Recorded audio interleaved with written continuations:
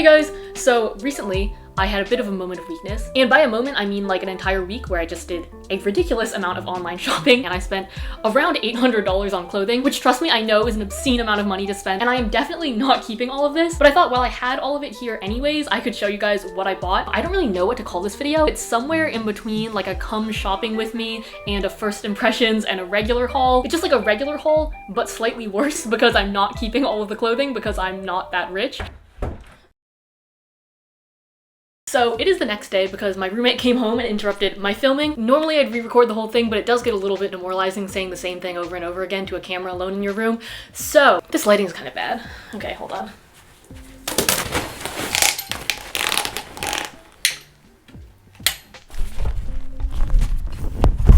First thing, this is gonna be out of order. I bought this basket. It was originally $50, it was on sale for $20, which is still way too much to spend on the most impractical way to carry around your belongings I've ever seen. But I shamelessly just really wanted picnic bitch vibes on my Instagram, so I bought this. This thing is so impractical, but I'm fiending for the aesthetic, so I'm gonna keep this. This is from Topshop, by the way. Okay, besides that, the first place that I bought stuff from was Urban Outfitters. Urban Outfitters, if you want to sponsor me, please do, because every single thing that you make is beautiful, but it also costs like $68. But recently, while I was procrastinating studying for my finals, I went on their sale section and I picked myself up a couple things. So the first thing I got is this top that I'm wearing right now, which now I've been wearing 2 days in a row without washing it, but I honestly don't care at this point. This was originally $50, it was on sale for $25. Honestly, not bad for a top with this level of craftsmanship. I also love that this has a super open neckline because your girl does not have that much boobage going on, but I do really like my collarbones, so at least that helps show this off.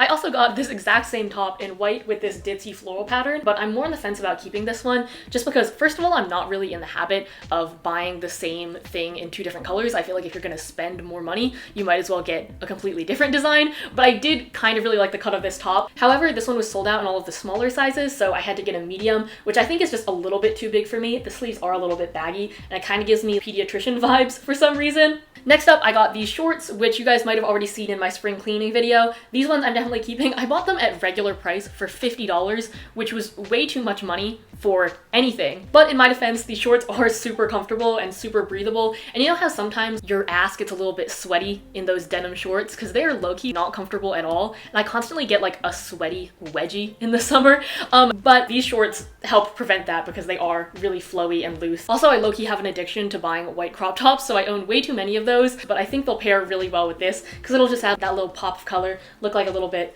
of a chic safari person. All right, that's all I have to say about that. Next up, we have another one of these kind of wide square neck fancy looking tops. I picked up this one because, as I say in all of my videos, it reminds me a lot of something from Reformation, except it was only like $20 on sale. I love the cut of this. I think it's very chic, summertime peasant, but my only hesitation is that it is one of those tops that's just kind of hard to wear. If I move around my arms, the shoulders lift up and fall off the edge, so I constantly have to be readjusting them, which is somewhat annoying, but I guess beauty is pain, or at least moderate inconvenience. Next up, I have some graphic tees. First, I got this one, which, okay guys, this makes me so mad because I love this shirt so much. I think the design is really cute. I love the white and red, but I find it absurd that I paid a multi-billion-dollar corporation $39 to buy a shirt that's just promoting another multi-billion-dollar corporation. If that's not some late-stage capitalism, I honestly don't know what is. I had just gotten the willpower to go and return this, but then I tried this on for the try-on clip, and like, it's so cute. $39 is awesome enough to feed a family of 4 in most developing countries for several weeks, so there's that. But on the other hand, it's cute, so that's a real moral dilemma. Do you ever just hate yourself a little extra? Next up, I also got this Wrangler T-Shirt. I thought the print was really cute, super 70s. This was on sale for $20, so at least it wasn't as obscene as the Coke shirt, but I think I'll probably be returning this one just because something about this doesn't really speak to me on a personal level. So, yeah.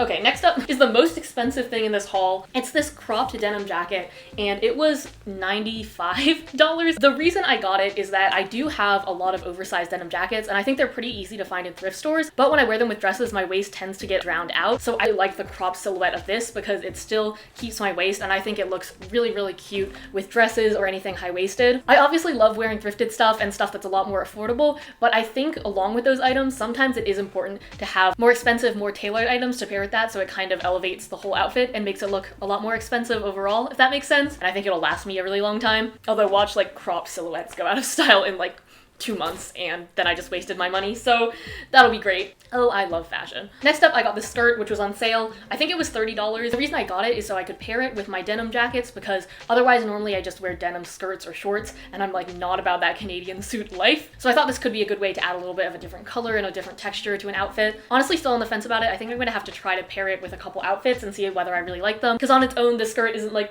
super special. One thing I did really like about it is that it has like these big ass pockets in the front and the back, so there's lots of places to hide my hands in awkward social situations, so that's another bonus. Next up, I got these shorts. They were on sale for like $49. I'm gonna talk about these really briefly because I think they just fit kind of weird. I was excited because they're technically Levi's 501s, and that's like the fit of jeans that all thrifters have a fucking orgasm over. I also always really like a button detail on my jeans just because I think it adds a little bit more interest about the waist, but these just fit me in kind of a weird way, and I think they were a little bit too long, so I'm definitely gonna be returning these. And my last thing from Urban Outfitters is just this belt. I've been looking for a belt like this for a really long time. Kelsey Simone has been inspiring me to step up my accessory game, but obviously I can't afford like the proper double G one from Gucci, so this was the closest thing that I found. This was $29, so it is a little bit pricey, but it seems like a pretty durable leather belt, and I really like that the gold on the front is kind of worn in. I feel like with a lot more affordable brands, the metal is always really shiny, and that to me looks really cheap, so I prefer it this kind of brushed antique look.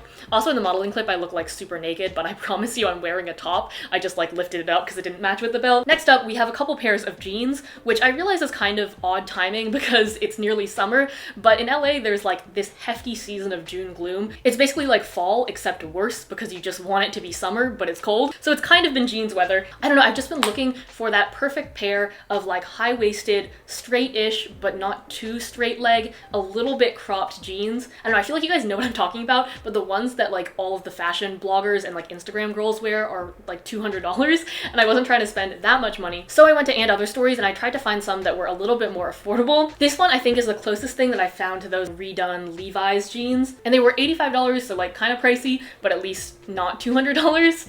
I really love the vintage looking wash on these, and overall I think the fit is really cool. It's kind of unflattering, but in a flattering way, which was what I was looking for. I do think I'm gonna have to return these, which I'm saying about like everything in this haul, because the fit around the butt is just a little bit weird. It's kind of a bummer though, because I do really like the cut and wash of these, but I would suggest if your body proportions are a little bit different from mine, totally try these out because I think they're really good and they look a lot more expensive than they were. I also picked up these jeans from And Other Stories, which are the most goddamn comfortable jeans I've ever put on, but I think the trade-off for that is that you can like see that the fabric is a little bit soft, and I like my jeans to look more structured than that, and something about soft denim looks a little bit cheap to me. I don't know, I feel like I'm coming across as absurdly picky in this video, but I'm so sorry, this is like stuff that I think about. And also these were $85, so it's not like they were super cheap either, so these are probably going back. You know what I think my real problem with jeans is?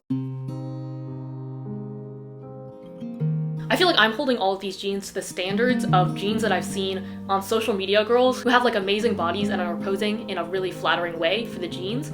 So I don't know if jeans that look like that really exist, or they just exist in these very specific photos. Yet I'm still trying to seek out jeans that look like that cost like less than $100. So I'm not sure if that task is possible, but... Next, I got a couple things from ASOS. First up, I got this polka dot top, which I've already worn a couple times. I freaking love this so much. This is one of my new favorite tops. Although somebody commented on an Instagram post that it gives her quad boob vibes, which now I can't unsee because it does kind of look like I have 4 boobs, especially because my actual boobs aren't that big. But I'm just gonna try to banish that thought from my mind and continue wearing this top. I also got this top, which has this polka dot and cherry print. It's a pretty similar vibe, except in a short sleeve top. This was around $20, and I think it's super cute. I think it looks really good in the try-on clip, but it is a little bit open about the bust, even for me, and it's a pretty slippery fabric, so I feel like there is a constant threat of nip slippage. I got some skirts as well. I got this one, which is...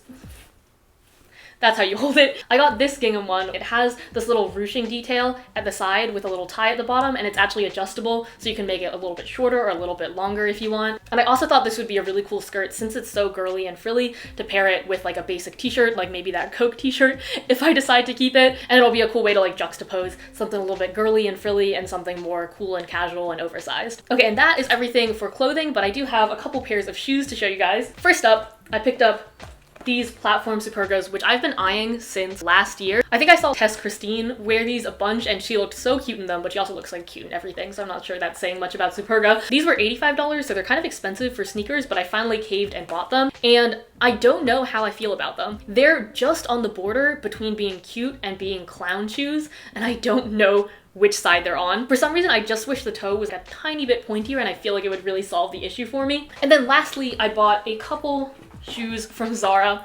Basically, I look like a crazy person right now. Basically, I have those pointed toe block heels from ASOS that I bought like around 2 years ago now, and I love the shit out of those, but they're also kind of dying. So I wanted another pair of pointed block heels that I could kind of alternate out with those. So first up, these are all pretty similar silhouettes, but we have these houndstooth ones. They're very like 80s newscaster, but I'm kind of into it. And I think these will be a really fun way to add a little bit of a subtle pattern to outfits to dress them up a little bit. And I think they'll also transition pretty well into winter, since houndstooth is more of a fall and winter print anyway. I also got these bow heels, which were $25, which was really cheap for Zara, to be honest. Pretty much the same silhouette, except they have this ridiculous oversized bow on the front. I might keep these as well just because I find them so charming. They also somehow give me like Marie Antoinette / Alice in Wonderland vibes, which I kind of like. And lastly, I have this. I don't know where the other side of the shoe went, which I should probably find before I return these. But these are the ones that I am least likely keeping. They were $50 and they're just a cap toe silhouette. Pretty similar to the shoes that Chanel put out, I think this past fall / winter. Even though they're the same size as all the other shoes,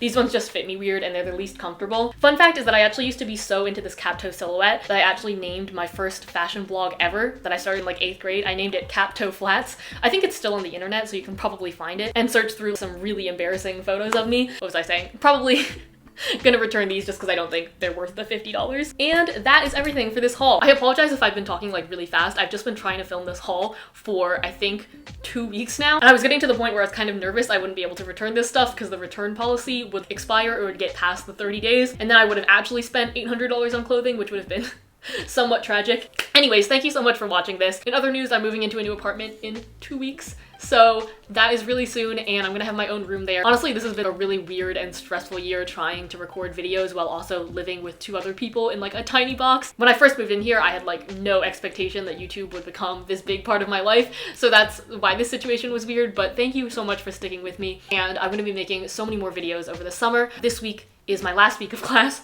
Speaking of which, I am running late to TV history. Thank you so much for watching as always, and I'll see you guys next week. Bye!